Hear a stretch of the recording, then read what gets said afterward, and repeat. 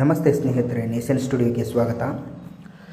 ಎಲ್ಲಿನೋ ಆತಂಕದ ಮಧ್ಯೆ ಭಾರತಕ್ಕೆ ಮಳೆಯ ಹೊಸ ಆಶಾಭಾವನೆ. ಬಂಗಾಳ ಕೊಲ್ಲಿಯಲ್ಲಿ ಮತ್ತೊಂದು ಕಡಿಮೆ ಒತ್ತಡದ ಪ್ರದೇಶ. ಜುಲೈ 13 ಮತ್ತು 14 ನಡುವೆ ಬಂಗಾಳ ಕೊಲ್ಲಿಯಲ್ಲಿ ಮತ್ತೊಂದು ಕಡಿಮೆ ಒತ್ತಡದ ಪ್ರದೇಶ ನಿರ್ಮಾಣವಾಗುವ ಸಾಧ್ಯತೆ ಇದೆ. ಇದು ಇನ್ನೂ ಅಂತಿಮವಾಗಿ ದೃಢಪಟ್ಟಿಲ್ಲ.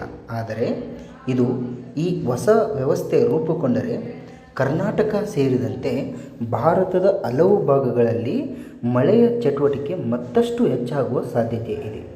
ಆದರೆ ಇದು ಆರಂಭಿಕ ಮುನ್ಸೂಚನೆ ಮಾತ್ರ. ಮುಂದಿನ ಕೆಲವು ದಿನಗಳಲ್ಲಿ ಹವಾಮಾನ ಮಾದರಿಗಳ ಬದಲಾವಣೆ ಆಧಾರದ ಮೇಲೆ ಸ್ಪಷ್ಟ ಚಿತ್ರಣ ಸಿಗಲಿದೆ.